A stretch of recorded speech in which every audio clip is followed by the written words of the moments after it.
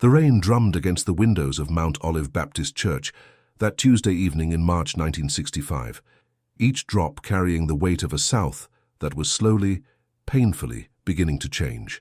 Inside the modest sanctuary, 23 voices rose and fell in quiet discussion, their words measured but determined. They spoke of voter registration drives, of peaceful protests, of the long road ahead. Samuel Washington sat in the third pew from the front, his notebook open, pen moving steadily across the page as he documented everything: names, dates, plans. At 28, he had already become one of the most trusted organizers in rural Pickens County, Alabama. Samuel had arrived in this small town just 8 months earlier, sent by the Southern Christian Leadership Conference to help local residents navigate the treacherous waters of voter registration. He was tall and lean, with kind eyes behind wire-rimmed glasses and a voice that could fill a room without ever rising to a shout. The locals had been suspicious at first. Too many outsiders had come and gone, making promises they couldn't keep. But Samuel was different. He stayed. He listened. He understood that real change happened not in grand gestures, but in the quiet moments between walking Mrs. Johnson to the courthouse, when she finally found the courage to register, teaching reading classes in the church basement, sitting with families who had lost jobs for daring to vote. The meeting that night focused on the upcoming march to the county courthouse, planned for the following Saturday. The local sheriff had already made it clear that any outside agitation would be met with swift consequences, but the group pressed forward. They had been waiting too long, sacrificing too much to turn back now. Samuel's notes captured every detail: the route they would take down Main Street, the signs they would carry, the songs they would sing. His handwriting was careful, precise, the same methodical approach he brought to everything in his life. "We need to be smart about this," he said, when the discussion turned to potential confrontation. "Our strength isn't in fighting back with fists. It's in showing them we won't be moved by fear." His words carried the weight of someone who had already seen too much violence, who understood that their real power lay in their moral authority. The others nodded, some making notes of their own, others simply absorbing his calm presence. After the meeting ended, Samuel lingered as he always did, helping stack chairs and sweep the worn wooden floors. Mrs. Ruby Carter, the church secretary, watched him work with the kind of maternal concern she reserved for all the young activists who passed through their doors. "You be careful walking home tonight, Sam," she said, using the name everyone in town had adopted for him. "Word is there's been strangers asking questions about you downtown." Samuel paused in his sweeping, considering her words. Threats had become routine. Anonymous phone calls in the middle of the night, cars that followed too closely, whispered warnings from sympathetic white residents who worked in the courthouse or the police station. He had learned to live with the constant hum of danger. But Mrs. Carter's concern felt different tonight, more urgent. "I'll take the long way," he promised, though they both knew that in a town like theirs, there really was no safe route for someone like him.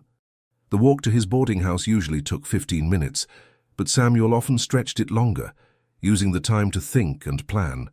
Tonight, the rain had softened to a gentle mist, and the streets were empty except for the occasional car passing by with a slow, deliberate crawl that suggested its occupants were paying attention to more than just the road. He kept his head down, his notebook tucked safely inside his jacket, his mind already working through the logistics of Saturday's march. He never made it home that night. Mrs. Beatrice Williams, his landlady, waited until nearly midnight before calling the church. By morning, a quiet but frantic search had begun, led by the same people who had sat with him in those wooden pews just hours earlier.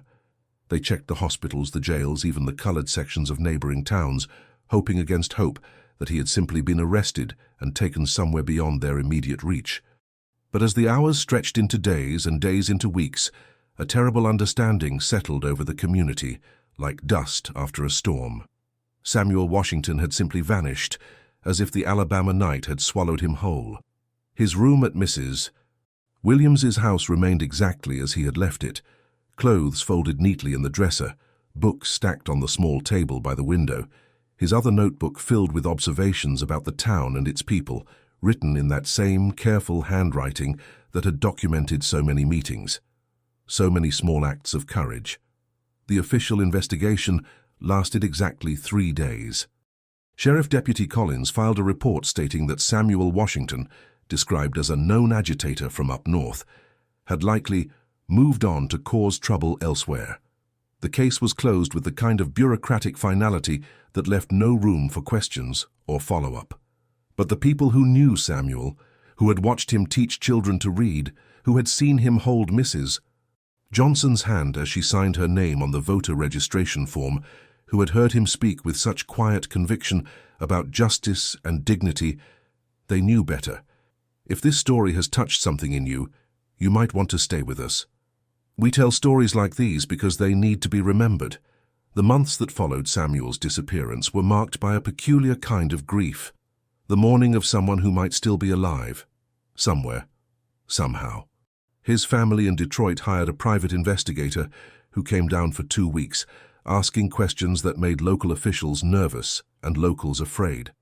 The investigator left with promises to continue searching from up north, but his letters became less frequent, then stopped altogether. The civil rights movement continued its work in Pickens County, but more quietly now, with a new understanding of just how far some people would go to maintain the old order. Mrs. Carter kept Samuel's notebook from that final meeting locked in her desk drawer at the church. Sometimes, during quiet moments between services, she would take it out and read his careful observations about their town, their struggles, their hopes.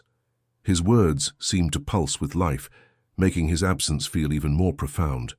She often wondered what had happened to that other notebook, the one he always carried with him, filled with names and addresses and plans that might have made certain people very nervous indeed.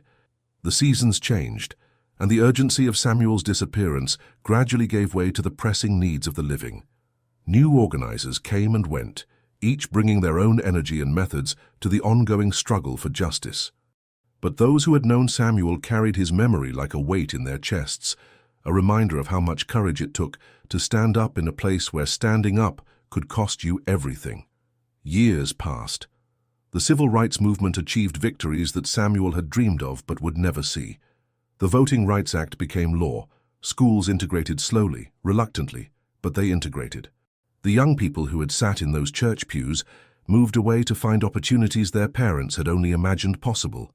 Mount Olive Baptist Church still held its services, though the congregation grew smaller as families relocated to cities where their children could build better lives. Mrs. Carter retired from her position as church secretary in 1982, but she kept Samuel's notebook.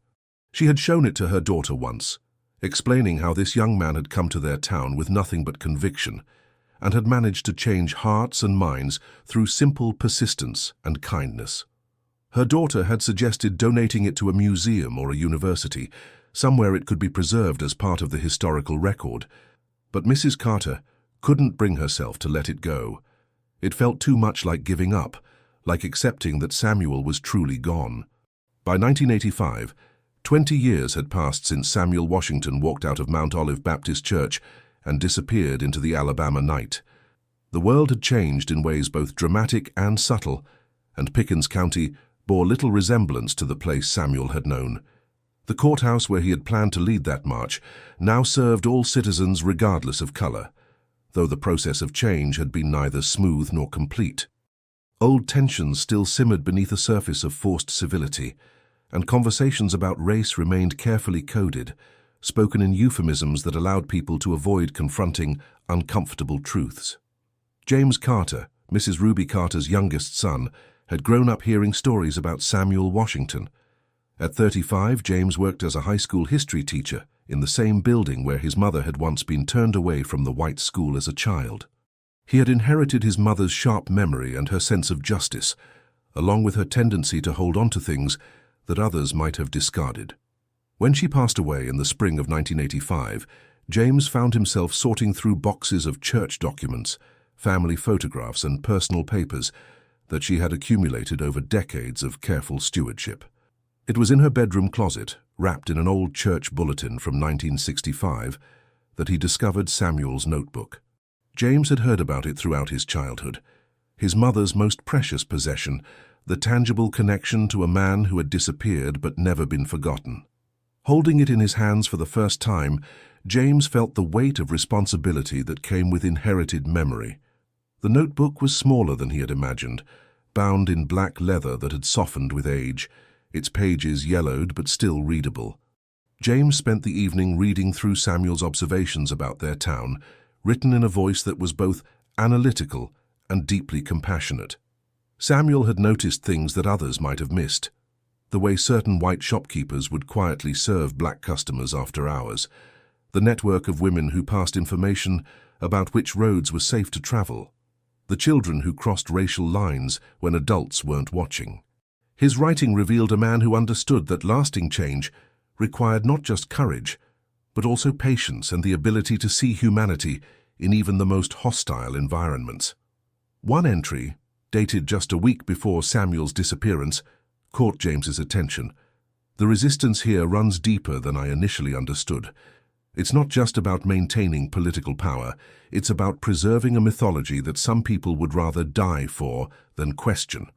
But I also see cracks in that mythology, places where light is beginning to seep through. The children especially give me hope. They haven't learned to hate yet, not completely. If we can protect that innocence long enough, maybe we can build something better. James closed the notebook and sat in the gathering darkness of his mother's house, thinking about the man who had written those words. Samuel Washington had become something of a legend in their family, spoken of with the kind of reverence usually reserved for martyred saints. But reading his actual thoughts, his daily observations and quiet reflections, made him seem more human, more real. This wasn't a mythical figure. This was a young man trying to make sense of a complicated world, documenting his experiences with the hope that someone someday might learn from them. The next morning, James made a decision that would haunt him for the next 15 years. Instead of donating the notebook to a museum or university as his mother had considered, he decided to keep it safe until he could figure out what had really happened to Samuel Washington. This wasn't about preserving history. This was about seeking justice, or at least truth, for a man who had simply vanished without explanation. James began his research the way any good teacher would, by gathering sources and building a timeline.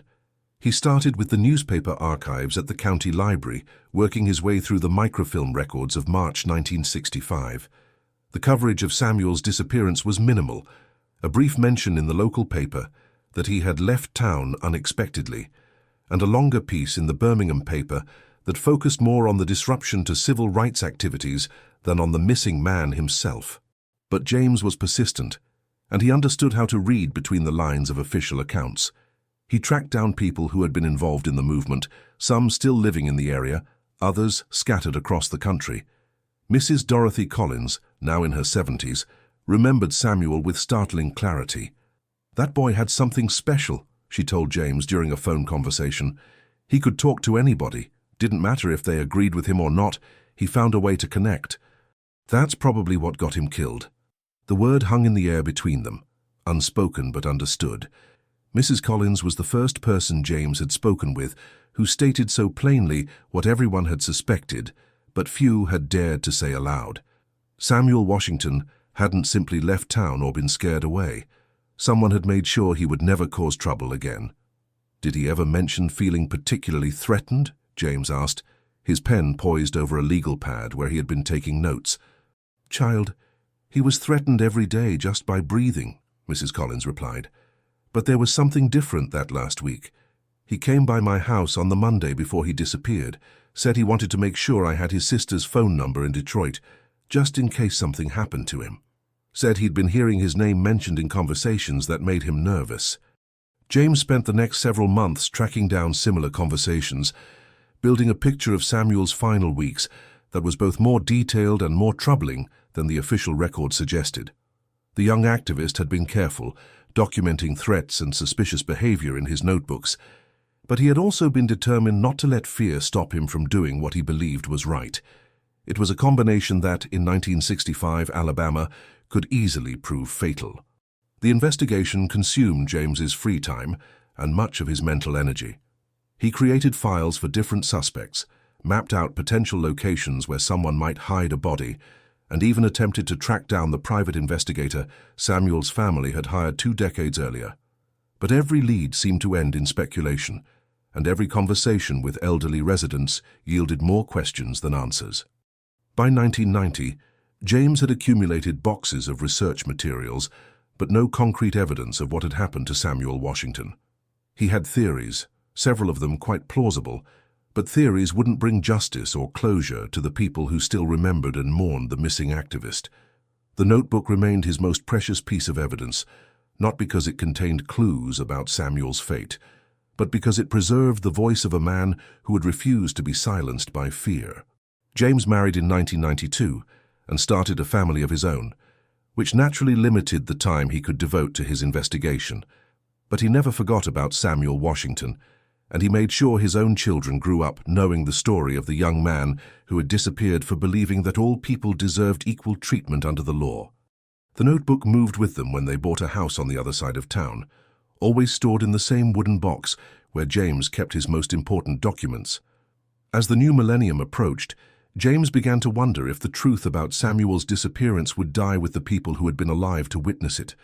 The civil rights era was becoming history rather than living memory, studied in textbooks rather than remembered by participants. Yet something about Samuel's story felt unfinished, as if the land itself was keeping secrets that needed to be revealed. It was during this period of reflection that James first heard about amateur historians using metal detectors to uncover artifacts from the civil rights movement. The idea intrigued him, though he wasn't sure exactly what he hoped to find or where he might look. Samuel's notebook contained references to several locations around Pickens County, places where meetings were held, routes used for voter registration drives, sites that had been important to the movement but were now largely forgotten. James bought his first metal detector in the spring of 2000, telling his wife it was a new hobby that might help him relax after long days in the classroom. But deep down, he knew he was searching for more than just relics. He was looking for proof that Samuel Washington had existed, that his life and death had mattered, that the silence surrounding his disappearance wasn't the final word on his story. The first few years of James Carter's metal detecting yielded exactly what most hobbyists find: bottle caps, old coins, fragments of farm equipment left to rust in abandoned fields. He approached the hobby with the same methodical patience he brought to teaching, researching the best techniques, joining online forums where enthusiasts shared their discoveries, and slowly building his knowledge of what different metal signatures might indicate underground. But unlike other detectorists who hunted for treasure or Civil War artifacts, James was searching for something far more specific and far more personal. He began his searches in the areas around Mount Olive Baptist Church, working outward in careful grids that he mapped in a notebook that echoed Samuel's own meticulous record-keeping. The church property itself had been altered over the decades, a fellowship hall added in the 1970s, the parking lot expanded and paved in the 1980s, but the surrounding woods and fields remained largely unchanged since 1965. James walked these areas on weekend mornings when the light was good and the property was quiet, his detector sweeping back and forth in steady arcs. The notebook Samuel had left behind became James's guide, though not in the way one might expect. Rather than containing a map to hidden treasure, it offered something more valuable: insight into Samuel's daily routines and the places that had been meaningful to him. Samuel had written about walking the back roads to avoid unwanted attention, about meetings held in secluded clearings, about the network of safe houses and sympathetic families that had supported the civil rights workers. These references, cryptic as they were, gave James a sense of where Samuel might have been on that final night in March 1965. One passage particularly intrigued James. "Took the long way home tonight, past the old Williams place and through the pine grove behind the cemetery. Strange how peaceful it feels there, even with everything else so uncertain. Sometimes I think this land holds more secrets than we'll ever know." The Williams place was easy to identify. The family had owned a large tract of land about 2 miles from the church, most of which had been sold to a paper company in the 1970s. The pine grove behind the cemetery was harder to locate precisely, but James gradually narrowed it down through conversations with elderly residents who remembered the area from their youth. By 2005, James had expanded his search to include these more remote locations. The work was harder here. The ground was often rough and overgrown, and he had to be careful about property boundaries and landowner permissions. But he was also more hopeful. If someone had wanted to make Samuel Washington disappear permanently, they would have chosen a location far from town, somewhere isolated enough that the work could be done without witnesses and the evidence could remain hidden for decades. James's methodology evolved as his experience grew. He learned to read the landscape differently, looking for subtle depressions that might indicate old roads or paths, for changes in vegetation that could suggest disturbance decades earlier, for the kinds of places that would have seemed logical to someone needing to dispose of evidence quickly and quietly. He also began to study the historical context more systematically, researching not just Samuel's case, but the broader pattern of violence against civil rights workers throughout the South. What he discovered was both horrifying and illuminating. Samuel Washington's disappearance was part of a much larger story. Hundreds of activists, both black and white, had vanished during the civil rights era, their cases inadequately investigated by local authorities, who were often complicit in the violence. Some bodies had been found years or even decades later, usually by accident, in remote locations where their killers had assumed they would never be discovered. Others remained missing, their families left to wonder and grieve without closure. This broader context gave James both hope and determination. If other cases had eventually been solved through the persistence of investigators and the advancement of forensic techniques, perhaps Samuel's case could be solved as well. The key was to keep looking, to never give up, to trust that the truth had a way of eventually surfacing even when it had been buried deep. James's wife, Patricia, initially supported his hobby with the kind of patient tolerance that spouses often show for harmless obsessions. But as the years passed and James's searching became more intensive, she began to worry about the emotional toll it was taking on him. He would return from his weekend expeditions disappointed when he found nothing, and excited when he found even the smallest artifact that might somehow be connected to the past he was trying to uncover. The balance was clearly becoming unhealthy. "Maybe it's time to accept that some questions don't have answers," Patricia suggested during one of their conversations about his metal detecting.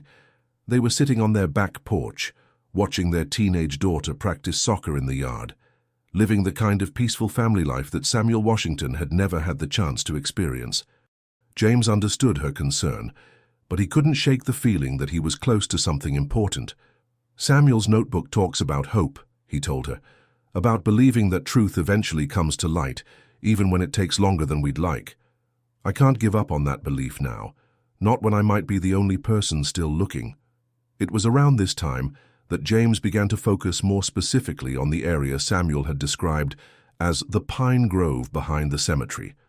The Pickens County Cemetery had been established in the 1890s and had grown organically over the decades, with newer sections added as needed. The pine grove Samuel mentioned was now partially within the cemetery boundaries and partially on adjacent private land that had changed hands several times since the 1960s. James obtained permission from the cemetery board to conduct his searches on their property, explaining his research project and his connection to the missing civil rights worker. The board members, most of whom had grown up hearing stories about Samuel Washington, agreed to let him work as long as he was respectful of the graves and caused no disturbance to bereaved families visiting the site. The cemetery work was different from searching in open fields. James had to be more careful, more systematic, more aware of the symbolic weight of his presence in a place dedicated to remembering the dead. He worked in the early morning hours, before the daily visitors arrived, sweeping his detector in careful patterns around the older sections where the pine trees grew tallest and the underbrush was thickest. It was here, in the spring of 2010, that James found his first significant artifact, a corroded metal button that appeared to be from a suit jacket, buried about 18 inches deep near the base of a large pine tree. The button itself wasn't particularly unusual. Similar buttons could be found on men's clothing from any era, but its location and depth suggested it had been in the ground for several decades. James carefully photographed the find, marked its GPS coordinates, and took it home for further examination. Under a magnifying glass, the button revealed details that made James's heart race. Despite the corrosion, he could make out the partial remains of a manufacturer's mark that appeared to read Detroit Tailoring Co. Samuel Washington had come from Detroit, and according to his sister, who James had contacted years earlier during his research, Samuel had been particular about his appearance and had owned several suits made by local tailors in their hometown. The discovery energized James in a way that surprised him. After years of finding nothing but trash and unrelated artifacts, he finally had something that might actually be connected to Samuel Washington. But he also knew that a single button, no matter how suggestive, was far from conclusive evidence. He needed to find more, to build a case that could withstand the scrutiny of law enforcement and forensic experts. James returned to the cemetery with renewed focus, expanding his search in careful circles around the location where he had found the button. The work was painstaking. Each signal from the metal detector had to be investigated, each piece of metal carefully excavated and examined. Most of what he found continued to be debris, nails from old construction, fragments of farming equipment, pieces of wire and metal that had accumulated over decades. But then, on a humid Saturday morning in early June 2010, James's detector began signaling repeatedly in a small area about 30 feet from where he had found the button. The signals suggested multiple pieces of metal clustered together, buried deeper than the random debris he had been finding. His hands shook slightly as he began to dig, using the careful archaeological techniques he had taught himself through years of practice. The first object James Carter pulled from the red Alabama clay was a belt buckle, its surface green with decades of oxidation but still recognizably rectangular in shape. He cleaned it gently with water from his bottle and a soft brush, revealing the faint outline of what appeared to be an engraved design. His heart pounded as he worked, knowing that he might be handling evidence that had been buried for 45 years, evidence that could finally provide answers to questions that had haunted an entire community. The buckle measured approximately 3 inches by 2 inches, larger than the typical dress belt accessories worn by most men in the 1960s. As James continued cleaning, the engraved design became clearer. An eagle with spread wings surrounded by text that was still too corroded to read completely. But he could make out enough letters to understand that this was no ordinary belt buckle. It appeared to be some kind of organizational or commemorative piece, the type that might be given to members of a particular group or to mark a significant achievement. James carefully photographed the buckle from every angle, documenting its condition and the exact location where he had found it. His training as an educator had taught him the importance of maintaining detailed records, and he sensed that this discovery might require the kind of documentation that could hold up in legal proceedings. He wrapped the buckle in clean cloth and placed it in a labeled evidence bag, following protocols he had researched for amateur archaeologists who might stumble upon significant finds. But the metal detector was still signaling strongly in the same area, suggesting that more artifacts remained buried nearby. James expanded his excavation carefully, removing soil one layer at a time and sifting it through a wire mesh screen he had brought for precisely this purpose. The work was slow and methodical, but it yielded results that exceeded his most optimistic hopes. 6 inches deeper and slightly to the east, his trowel struck something hard and rectangular. James brushed away the soil with infinite care, revealing what appeared to be a leather wallet, preserved in the oxygen-free environment of the clay, but still fragile enough that it might disintegrate if handled roughly. He photographed it in place before attempting to lift it from the ground, aware that he might be looking at Samuel Washington's personal effects, items that had been buried with him on that March night in 1965. The wallet was dark brown leather, a simple bifold design that showed signs of regular use before its burial. James could see the outline of papers or cards still inside, pressed flat by decades of soil pressure, but potentially readable if properly preserved. This wasn't something he could examine in the field. It would require professional conservation techniques to extract whatever information it might contain without destroying the evidence. As James continued his careful excavation, he found other metal objects scattered in the same general area. Coins bearing dates from the 1950s and early 1960s, a corroded wristwatch with an expandable metal band, and several small personal items that might have fallen from pockets during a struggle, or been deliberately scattered by whoever had buried these remains. Each find added weight to his growing certainty that he had discovered the grave of Samuel Washington. hidden for nearly half a century in the pine grove behind Pickens County Cemetery. The emotional impact of the discovery hit James in waves as he worked. This wasn't just an historical artifact. These were the personal possessions of a man who had been murdered for believing in justice, buried by people who thought their crime would never be discovered. The weight of that knowledge made his hands tremble as he carefully documented each find, knowing that he was probably the first person to see these objects since the night Samuel died. By late afternoon, James had expanded his excavation to cover roughly a 6-foot by 3-foot area, removing soil to a depth of nearly 3 feet. The distribution of artifacts suggested that they had been scattered rather than carefully placed, as if someone had hastily buried both a body and the personal effects that might identify it. But after hours of careful digging, James had found no human remains, only the possessions that had once belonged to Samuel Washington. This absence troubled him as he packed up his equipment and prepared to leave the cemetery. Where was Samuel's body? Had it been moved at some point or buried elsewhere? Had the remains decomposed completely in the acidic soil, leaving behind only the metal and leather artifacts that could survive decades underground? These questions would require expertise beyond his own to answer, but first he needed to confirm that what he had found actually belonged to Samuel Washington. James drove home in a state of controlled excitement, his evidence bags secured in a cooler in his trunk. Patricia took one look at his face when he walked through the door and knew that something significant had happened. "You found something," she said, not asking but stating the obvious conclusion. "I think I found him," James replied, his voice barely above a whisper. "I think I found Samuel." They spent the evening examining the artifacts under James's desk lamp, being careful not to damage anything that might require professional analysis later. The belt buckle yielded its secrets most readily.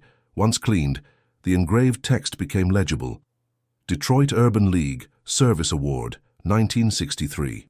James's research had already established that Samuel Washington had been active with the Urban League before coming to Alabama, working on voter registration drives in Detroit's growing African-American community. But it was the wallet that held the most promise for definitive identification. Through the clear plastic of the evidence bag, they could see the edges of what appeared to be identification cards and folded papers. James knew he shouldn't attempt to open it himself. The leather was too fragile, and improper handling could destroy whatever information it contained. But even unopened, its presence in the burial site strongly suggested that these were Samuel's remains, or at least the location where he had been initially buried. James spent Sunday researching the proper procedures for reporting archaeological discoveries that might be related to criminal activity. Alabama law required that such finds be reported to local authorities, but James was hesitant to trust the same sheriff's department that had closed Samuel's case after 3 days in 1965. Instead, he decided to contact the FBI's Birmingham office, which had taken over many civil rights-era cold cases as part of a federal initiative to bring closure to families and communities that had been denied justice.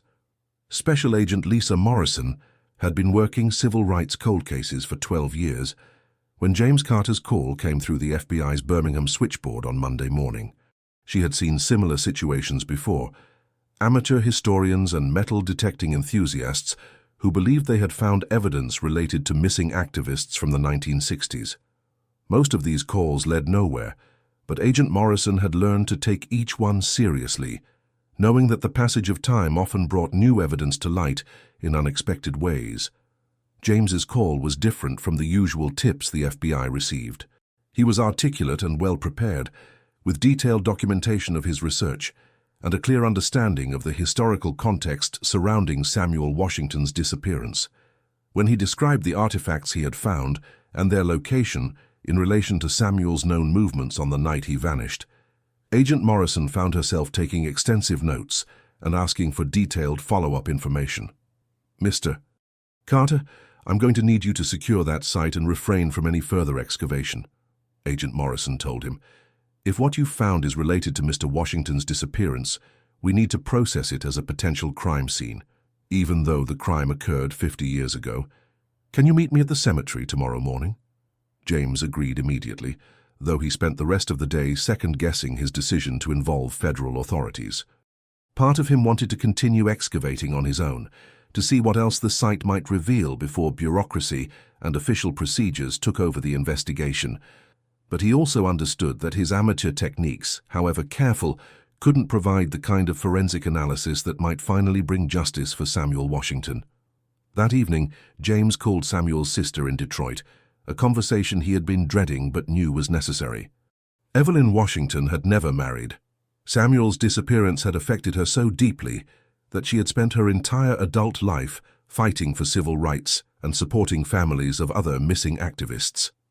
At 83, she was still sharp and engaged, serving on the board of a foundation that provided legal assistance to families seeking information about loved ones who had disappeared during the civil rights era. "I always knew this day would come," Evelyn told James when he explained his discovery. "Samuel used to say that the truth has a way of rising to the surface, even when people try to bury it deep. He would have been proud that someone like you never gave up on finding him." Her words brought tears to James's eyes as he sat in his kitchen, looking out at the Alabama landscape that had both hidden and preserved the evidence of her brother's fate. "Mrs. Washington, I want you to know that we're going to do everything we can to make sure your brother gets the justice he deserved. It may have taken 50 years, but his story isn't over yet."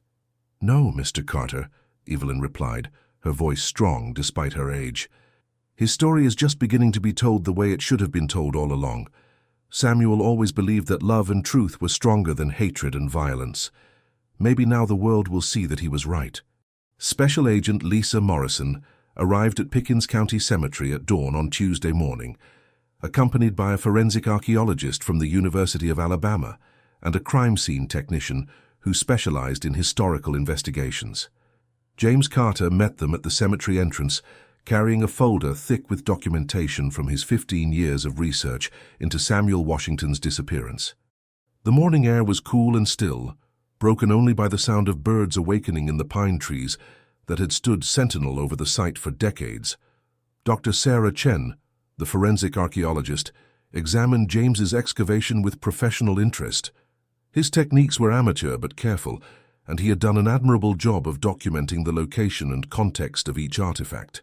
More importantly, he had stopped digging when he realized the significance of what he was finding, preserving the integrity of what remained to be discovered. "Mr. Carter, your instincts were excellent," Dr. Chen told him as she set up her equipment around the site. "You've potentially preserved evidence that could have been destroyed by less careful excavation. Now we need to complete the job using techniques that will allow us to extract every possible piece of information from what's buried here." The professional excavation began with a detailed photographic survey of the site and the surrounding area. Dr. Chen and her team mapped the location using GPS coordinates and ground-penetrating radar, looking for anomalies in the soil that might indicate the presence of human remains or additional artifacts. The process was painstakingly slow, but it revealed details that James's metal detector had missed. Approximately 4 feet east of where James had found the belt buckle and wallet, the ground-penetrating radar detected what appeared to be a large metallic object buried at a depth of nearly 4 feet. The signature was different from the small personal items that James had discovered, larger, denser, and positioned in a way that suggested it had been placed deliberately rather than scattered randomly. Agent Morrison coordinated with the local sheriff's office, though she made it clear that this was now a federal investigation into a civil rights-era cold case. Sheriff Bobby Patterson, whose predecessor had closed Samuel's case in 1965, arrived at the cemetery with a small crowd of local officials and curious residents who had heard rumors about the discovery. The scene took on a surreal quality, a crime from 1965 being investigated with 2010 technology, witnessed by people who remembered the original events and others who knew them only as history. As Dr. Chen's team carefully excavated the larger metallic object, James found himself thinking about Samuel Washington as a living person rather than a historical figure. The belt buckle from the Detroit Urban League spoke to Samuel's pride in his community work, his commitment to service that had eventually brought him to Alabama. The wallet, still unopened but clearly containing identification documents, represented the bureaucratic details of a life cut short, driver's license, social security card, perhaps family photographs that Samuel had carried with him from Detroit. The larger object revealed itself slowly as the team removed layers of soil with brushes and small trowels. It appeared to be an ammunition box, the type used by military surplus stores and hunters to store bullets and gun accessories. The metal was corroded but intact, and when Dr. Chen finally lifted it from its earthen hiding place, it was clearly heavy enough to contain significant contents. Agent Morrison supervised the opening of the ammunition box, using techniques designed to preserve potential fingerprint evidence, even though fingerprints were unlikely to survive 50 years of burial. Inside, wrapped in what appeared to be oiled cloth, they found items that made everyone at the excavation site fall silent. A leather-bound notebook identical to the one James had inherited from his mother, several manila folders containing typed documents, and a canvas bag containing what appeared to be cash and additional personal documents.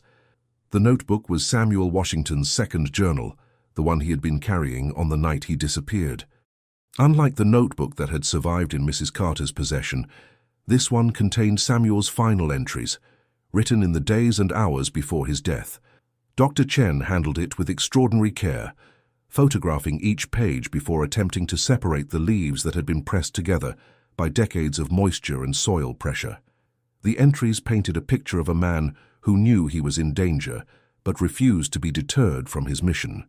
Samuel's final entry, dated March 15, 1965, the day of his disappearance, was written in handwriting that appeared rushed, as if he had been documenting events quickly between meetings and preparations for the planned march. "Met with J.T. this morning," the entry began, referring to a local contact whose identity James would later help investigators establish. "He says there's been talk at the feed store about stopping Saturday's march by any means necessary. 3 cars with out-of-county plates have been seen around town, men asking questions about the agitator from Detroit. I've written letters to Evelyn and to SCLC headquarters, explaining the situation and my concerns. If something happens to me, these documents should provide enough information to continue the voter registration work and to identify the people responsible for any violence." The manila folders contained carbon copies of those letters, along with detailed notes about local resistance to the civil rights movement that Samuel had been documenting for months. The papers included names, dates, and descriptions of threats and acts of intimidation that painted a comprehensive picture of organized opposition to voting rights in Pickens County. Some of the names mentioned were still familiar to longtime residents, businessmen, law enforcement officers, and local politicians who had held positions of authority in 1965. Most significantly, Samuel had documented a conversation he overheard between Sheriff Deputy Collins and an unidentified man with a Mississippi accent, discussing plans to solve the outside agitator problem permanently. The conversation had taken place on March 12th, just 3 days before Samuel's disappearance, outside the courthouse where Samuel had been observing voter registration attempts. Agent Morrison recognized the potential explosive nature of Samuel's documentation. If authentic, and the forensic evidence strongly suggested it was, these papers provided the most detailed contemporary account of civil rights-era violence conspiracy that the FBI had encountered in their cold case investigations. The documents named specific individuals and described specific plans, offering the possibility of criminal charges even 50 years after the fact.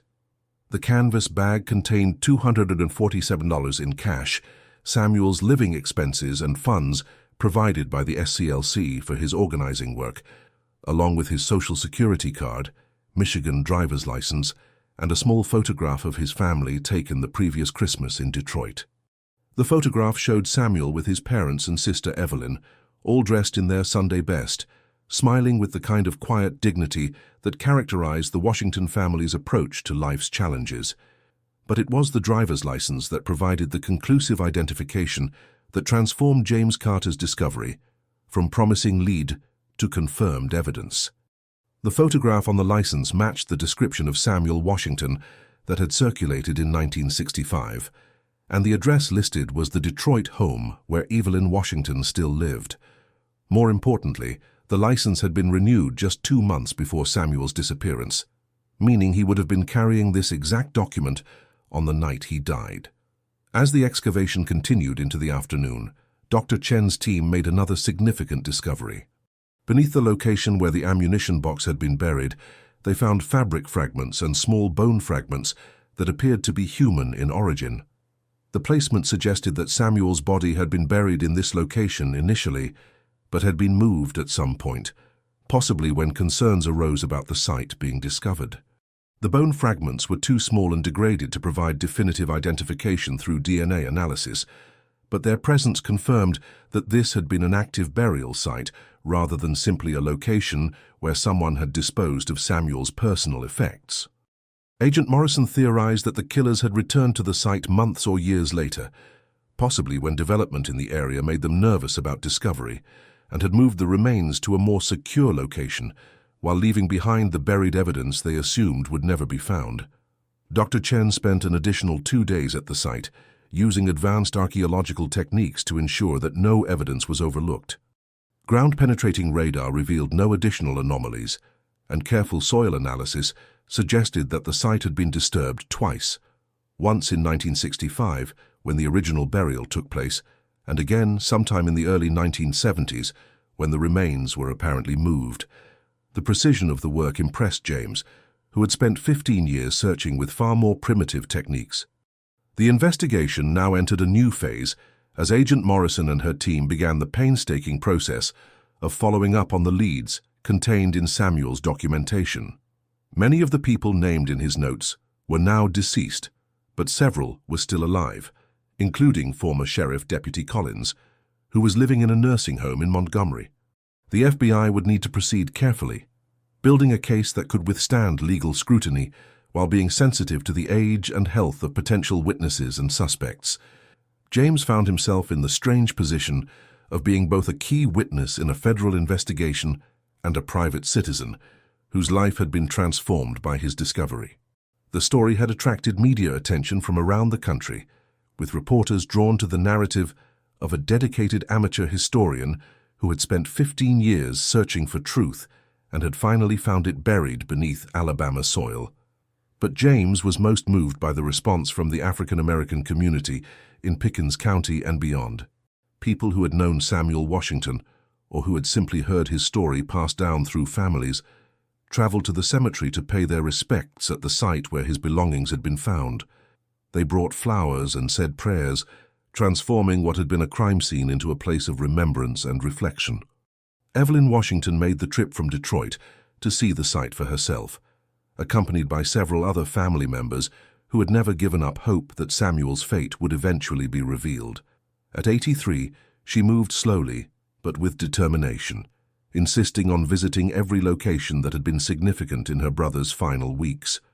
James served as her guide, showing her the church where Samuel had attended his last meeting, the boarding house where he had lived, and finally the cemetery where his story had been preserved in the red Alabama clay. He would have wanted people to remember not just how he died, but how he lived, Evelyn told James as they stood together at the excavation site. Samuel believed that every person has the power to make a difference, even when the forces against them seem overwhelming. You proved him right, Mr. Carter. You didn't give up, and because of that, his story can finally be told properly. The investigation was far from over, but already Samuel Washington's case had achieved something that had seemed impossible for 50 years. His disappearance was no longer a mystery, and the people responsible for his death were finally facing the possibility of justice. The notebook he had left behind in Mrs. Carter's care had preserved his voice and his vision, while the notebook buried with his belongings had preserved the evidence needed to seek accountability for his murder. The nursing home in Montgomery, where former Sheriff Deputy Ray Collins lived, was a far cry from the intimidating figure of law enforcement he had once represented in Pickens County. At 87, Collins was confined to a wheelchair, his memory compromised by the early stages of dementia, but still lucid enough to be questioned about events from 1965. Agent Morrison approached the interview with both professional necessity and human compassion, knowing that this might be her only opportunity to hear Collins's version of events surrounding Samuel Washington's disappearance. Collins initially claimed to remember nothing about the missing civil rights worker, insisting that 1965 was too long ago to recall specific cases. But when Agent Morrison began reading excerpts from Samuel's notebook, including the detailed account of the conversation Collins had been overheard having about solving the outside agitator problem, the elderly man's demeanor changed noticeably. His hands began to shake, and he asked for water before continuing the conversation. There was a lot of tension back then, Collins finally admitted, his voice barely above a whisper. People were scared about changes coming, about losing their way of life. Sometimes things got out of hand. When pressed for specifics about Samuel Washington, Collins became evasive, claiming that his role had been limited to keeping the peace and that he had never been involved in any violence against civil rights workers. But Collins's own personnel records, which the FBI had obtained through federal court orders, told a different story. In 1966, just 1 year after Samuel's disappearance, Collins had been quietly transferred to a different county following complaints about his aggressive treatment of black residents attempting to register to vote. Internal memos from the Sheriff's Department, preserved in state archives, documented concerns about Collins's excessive enthusiasm in dealing with civil rights activities and his association with unofficial local groups that opposed integration. Agent Morrison's investigation revealed that these unofficial local groups were part of a network of citizens' councils and Klan-affiliated organizations that had operated throughout Alabama during the 1960s. Samuel's notebook contained detailed observations about this network, including names and meeting locations that he had carefully documented during his months in Pickens County. His work read like an ethnography of organized resistance to civil rights, written by someone who understood that defeating such resistance required first understanding how it operated. The breakthrough in the case came not from Collins, but from an unexpected source: Margaret Henley, the elderly widow of a man Samuel had identified in his notes as a key figure in organizing opposition to voter registration. Mrs. Henley, now 91 and living with her daughter in Birmingham, had carried the weight of her husband's secrets for more than 40 years. When she learned about the discovery of Samuel's belongings, she contacted the FBI through her pastor, saying she had information about the case that she needed to share before she died. James Carter was present when Agent Morrison interviewed Mrs. Henley, at her specific request. She had read about his 15-year search for the truth about Samuel Washington and felt that his dedication to justice entitled him to hear what she had to say. They met in the living room of her daughter's modest home, surrounded by family photographs and religious artwork that spoke to a life lived in faith and, apparently, in growing remorse. "My husband Robert was not a bad man in most ways," Mrs. Henley began, her voice steady despite her obvious nervousness.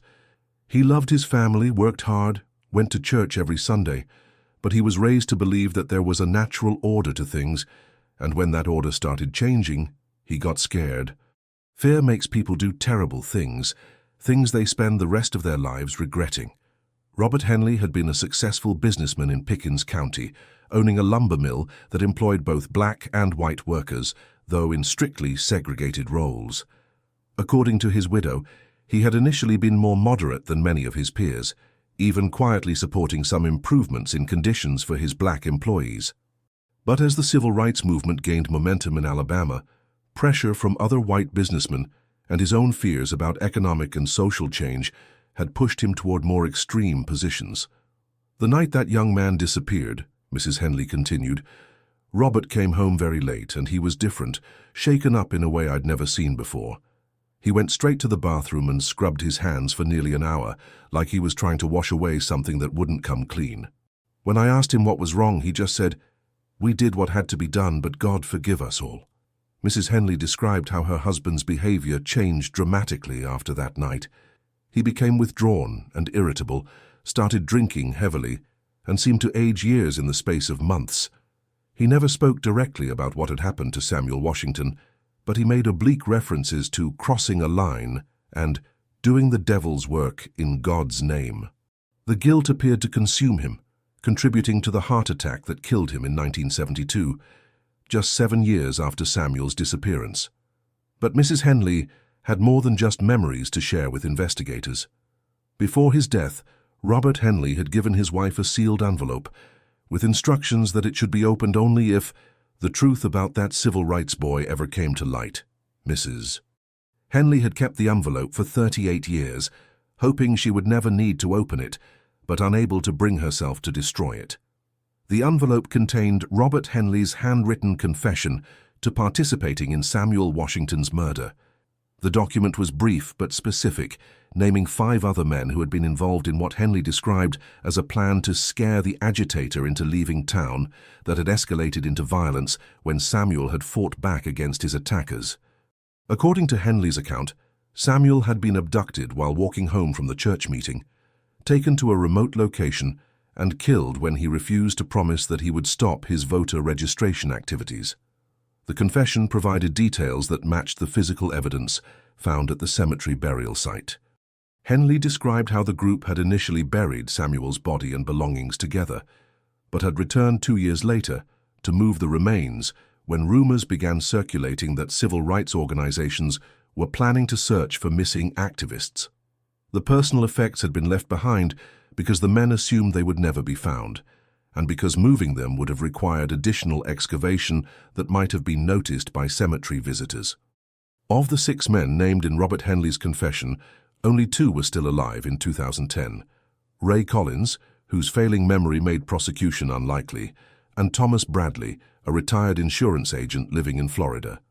Agent Morrison coordinated with FBI officers in Tampa to interview Bradley, who initially denied any knowledge of Samuel Washington's disappearance, but eventually admitted to being present when the murder occurred. Bradley's account corroborated Henley's confession in most details, though he attempted to minimize his own role and place primary responsibility on others in the group. According to Bradley, the plan had originally been to intimidate Samuel into leaving town voluntarily, but the situation had quickly spiraled out of control. Samuel had fought back fiercely, injuring one of his attackers and attempting to escape before being fatally beaten with a tire iron that one of the men had brought just in case. The investigation revealed that Samuel Washington's murder had been part of a broader campaign of violence and intimidation designed to stop voter registration activities in Pickens County. The same group of men had been responsible for burning down 2 churches, bombing the home of a local black family that had attempted to register to vote, and assaulting several other civil rights workers who had been less prominent than Samuel and therefore less likely to attract outside attention when they were attacked. What made Samuel's case different was not just the brutality of his murder, but the systematic way his killers had attempted to cover up their crime. The decision to bury his body and belongings, followed by the later decision to move the remains while leaving the personal effects behind, suggested a level of planning and organization that went beyond spontaneous violence.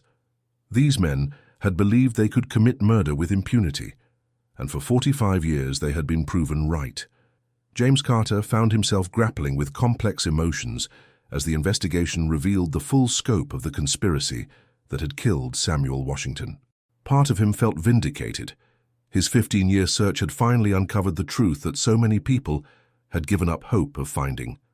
But he also felt overwhelmed by the magnitude of the injustice that had been perpetrated and the realization that justice, even when finally achieved, could never truly compensate for what had been lost. The media attention surrounding the case brought both positive and negative responses from the community. Many people praised James for his persistence and celebrated the fact that Samuel's family could finally have closure about their loved one's fate. But others resented the unwelcome spotlight on their town's history and questioned why old wounds needed to be reopened after so many years.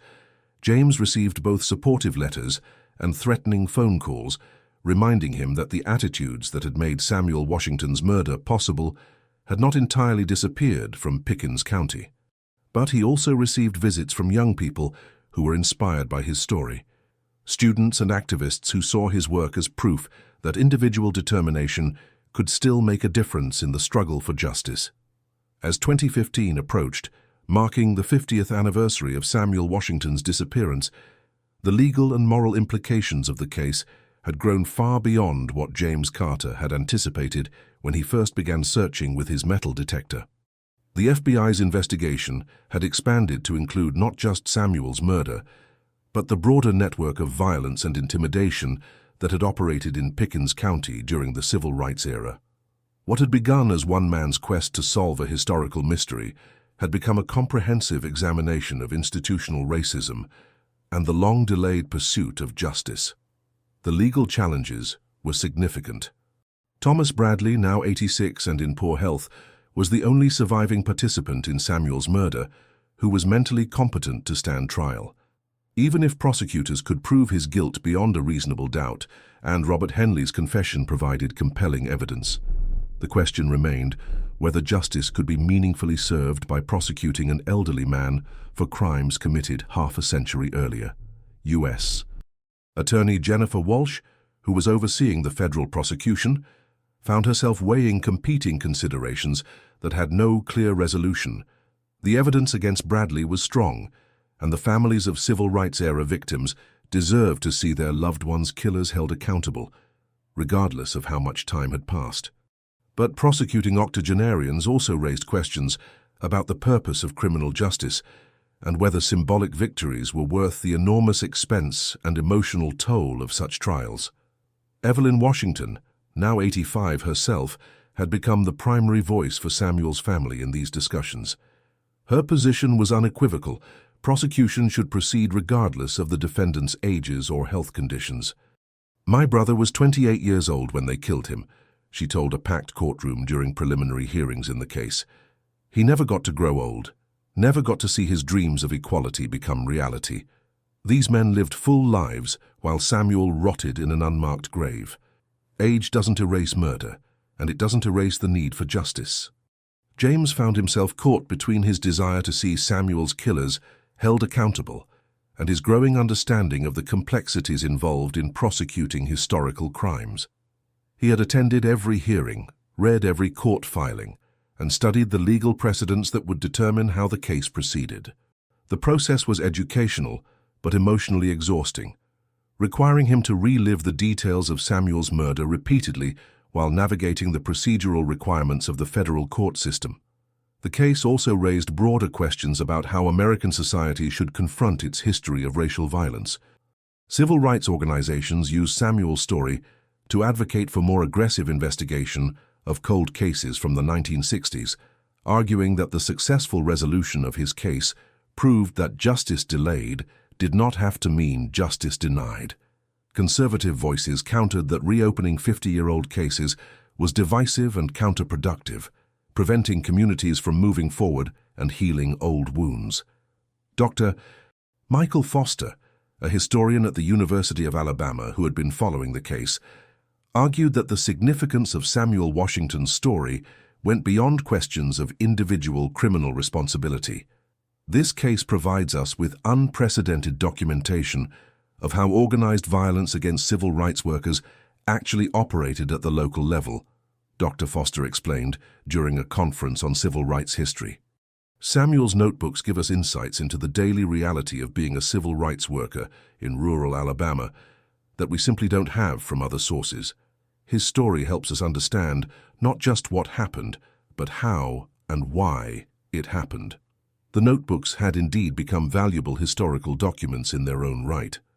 Samuel's careful observations about the social dynamics of Pickens County, his analysis of resistance strategies employed by segregationists, and his documentation of the networks that supported civil rights workers provided scholars with a unique window into the period. Universities were already incorporating excerpts from his writings into civil rights history courses, and the Smithsonian had expressed interest in acquiring the notebooks for their permanent collection. But for James Carter, the historical significance of his discovery remained secondary to its human impact. He had developed a relationship with Evelyn Washington that went beyond their shared interest in seeking justice for Samuel. She had become something of a surrogate grandmother to his own children, sharing stories about Samuel's life that helped them understand the personal cost of the struggle for civil rights. These conversations reminded James that behind every historical statistic about civil rights-era violence was a family that had lost someone they loved. The excavation site at the cemetery had been transformed into an informal memorial, with visitors from around the country coming to pay their respects at the location where Samuel's belongings had been found. The cemetery board had installed a small marker, explaining the historical significance of the site, and local high school students had planted flowers around the area where James had made his discovery. The transformation from crime scene to memorial site felt symbolic of the broader changes that had occurred in Pickens County over the 50 years since Samuel's death. James often returned to the site himself, sometimes bringing visitors who wanted to understand how the discovery had been made, but more often coming alone to reflect on the journey that had brought him to this point. Standing among the pine trees where Samuel's story had been preserved in metal and leather, James felt the weight of responsibility that came with being the person who had finally uncovered the truth. In March 2015, exactly 50 years after Samuel Washington's disappearance, the legal proceedings reached their conclusion. Thomas Bradley pleaded guilty to federal civil rights violations in connection with Samuel's murder, accepting a plea agreement that acknowledged his participation in the crime, while sparing him the possibility of life imprisonment due to his age and health. The plea satisfied neither those who wanted full prosecution nor those who opposed reopening old cases, but it provided the legal closure that had been missing for 5 decades. Judge Patricia Reynolds, who presided over the case, used the sentencing hearing to address the broader implications of Samuel's story. While we cannot undo the injustice that was done to Samuel Washington, we can ensure that his death was not meaningless, Judge Reynolds said.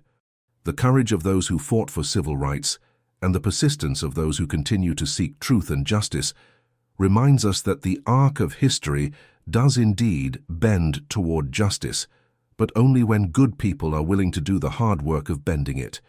Bradley was sentenced to 5 years in federal prison, a term that acknowledged both the severity of his crime and the practical realities of prosecuting someone his age.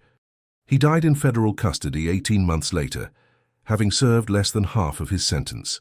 Some observers saw his death as evidence that the prosecution had been pointless, while others argued that it demonstrated the importance of holding people accountable for their actions, regardless of when justice finally arrived.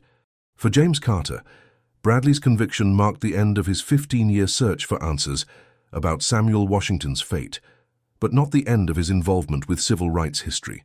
The success of his investigation had inspired other amateur historians and metal detecting enthusiasts to search for evidence related to missing activists from the 1960s. James found himself serving as an informal advisor to these efforts, sharing the techniques he had developed and the lessons he had learned about conducting historical research.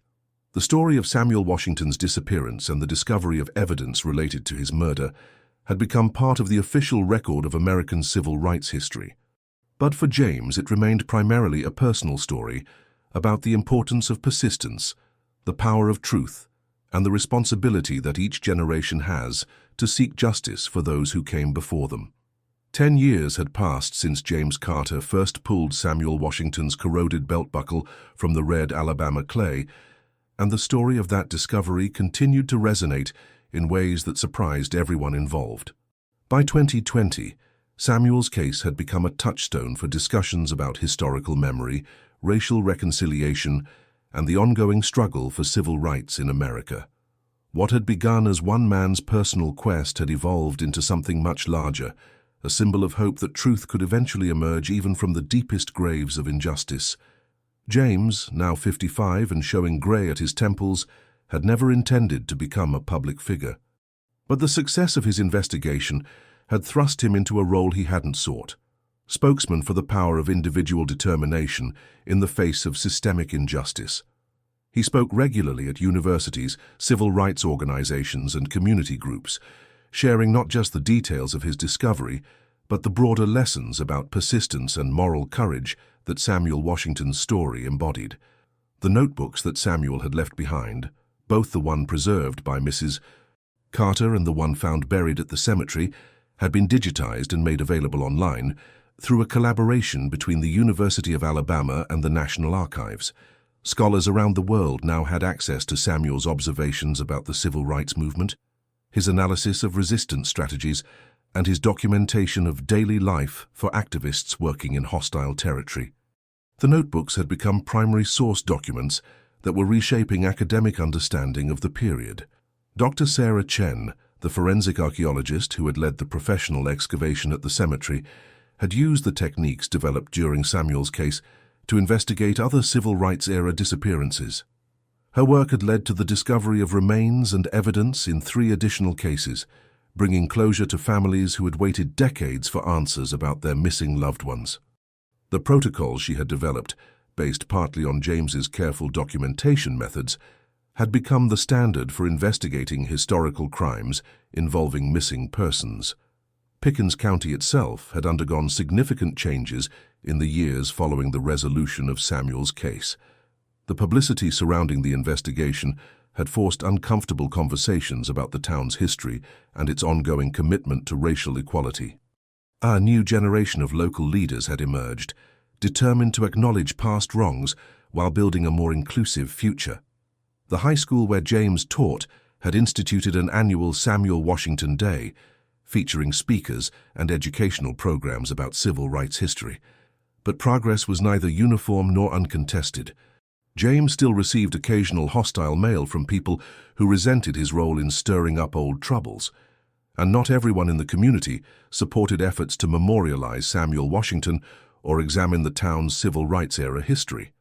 The same divisions that had made Samuel's murder possible in 1965 still existed in different forms, reminding James that the work of justice was never truly finished. Evelyn Washington had lived to see her brother's story told properly, but she passed away peacefully in Detroit in 2018 at the age of 91. Her funeral was attended by hundreds of people, including many who had never met her but had been touched by Samuel's story. James served as one of her pallbearers, an honor that reflected the deep bond that had developed between Samuel's family and the teacher who had refused to let his story be forgotten. Before her death, Evelyn had worked with James and other civil rights historians to establish the Samuel Washington Foundation, dedicated to supporting research into missing activists from the civil rights era and providing assistance to families seeking information about disappeared loved ones. The Foundation's work had already helped resolve several cold cases and had provided emotional and financial support to dozens of families who had never given up hope of learning the truth about what had happened to their relatives. The Foundation's headquarters occupied a modest building in Montgomery, Alabama, just a few blocks from the church where Dr. Martin Luther King Jr. had led the Montgomery bus boycott. The symbolism was intentional, connecting Samuel's story to the broader narrative of civil rights activism while ensuring that his particular contribution would not be forgotten. James served on the Foundation's board of directors, helping to guide its mission of seeking truth and justice for victims of civil rights-era violence. The metal detector that James had used to find Samuel's belongings was now displayed in the Foundation's museum, along with photographs of the excavation, copies of Samuel's notebooks, and artifacts related to other civil rights workers whose stories the Foundation had helped uncover. Visitors often asked James why he had persisted in his search for so many years, especially when so many others had given up hope of ever learning what had happened to Samuel Washington. "I think it was Samuel himself who kept me going," James would tell them. "Reading his words, understanding his commitment to justice, I felt like I owed it to him to keep searching. He never gave up on his belief that truth would eventually win out over hatred and violence. How could I give up on him?" The cemetery where Samuel's belongings had been discovered had become a pilgrimage site for people interested in civil rights history. The simple marker installed by the cemetery board had been replaced with a more substantial memorial, featuring excerpts from Samuel's writings and information about his life and work. School groups regularly visited the site as part of their study of civil rights history, and the National Park Service had included it in their Civil Rights Heritage Trail. James often brought his own students to the memorial, using it as a starting point for discussions about the ongoing relevance of civil rights history. He had developed a curriculum that used Samuel's story to explore broader themes about justice, courage, and the responsibility that each generation has to continue the work of previous generations. His students were particularly moved by Samuel's age when he died. Many of them were only a few years younger than Samuel had been when he was murdered for believing in equality. The success of Samuel's case had also influenced federal policy regarding civil rights-era cold cases. The Department of Justice had increased funding for investigating unsolved murders from the 1960s, and Congress had passed legislation extending the statute of limitations for federal civil rights crimes. These changes came too late to help with Samuel's case. but they offered hope that other families might not have to wait 50 years for answers about their missing loved ones. On a warm spring morning in 2020, 55 years after Samuel Washington's disappearance, James Carter stood once again among the pine trees at Pickens County Cemetery. He was not alone this time. A small crowd had gathered for the annual memorial service that had become a tradition in the years following the resolution of Samuel's case. The group included civil rights veterans, local residents, students, and visitors from around the country who had been touched by Samuel's story. The service was simple but moving, featuring readings from Samuel's notebooks, hymns that he would have recognized from the churches where he had organized voter registration drives, and reflections on the ongoing struggle for justice and equality in America. James spoke briefly, as he did each year, about the lessons he had learned from his 15-year search for the truth about Samuel's disappearance. Samuel Washington believed that love and truth were stronger than hatred and violence, James told the gathered crowd. He died for that belief, but his death was not the end of his story. Every time someone stands up for justice, every time someone refuses to accept inequality, every time someone seeks truth in the face of lies, Samuel's work continues. That's the real discovery we made here, not just evidence of how he died, but proof of how he lived and why his life still matters today. As the memorial service concluded and people began to disperse, James lingered at the site where his metal detector had first signaled the presence of buried metal. The pine trees had grown taller in the years since his discovery, their roots reaching deeper into the soil that had preserved Samuel's story for so long. The red Alabama clay looked the same as it had that morning in 2010 when he had first begun to dig, but everything else had changed. Samuel Washington's story was no longer a mystery buried in forgotten ground. It was part of the historical record, preserved in museums and archives, taught in classrooms and discussed in academic conferences. More importantly, it was part of the living memory of people who had been inspired by his courage and by the persistence of those who had refused to let his story be forgotten. James walked slowly back to his car, carrying with him the satisfaction that comes from completing a long and difficult task. He had set out to solve a 50-year-old mystery, and he had succeeded beyond his wildest dreams. But he also carried the weight of responsibility that comes with uncovering truth, the obligation to ensure that the lessons learned from Samuel Washington's life and death would continue to resonate with future generations. The Alabama landscape stretched out before him as he drove home, looking much as it had when Samuel Washington first arrived in Pickens County in 1964. But beneath that familiar surface, everything had changed. The soil that had once hidden secrets now yielded its truth to those patient enough to search for it. The community that had once silenced voices of justice now struggled, however imperfectly, to honor their memory. And the people who had once believed that some crimes could be buried so deep they would never be discovered had learned that the earth itself sometimes serves as a witness to injustice, preserving evidence of wrongdoing until the day when someone with determination and a metal detector finally comes looking for answers.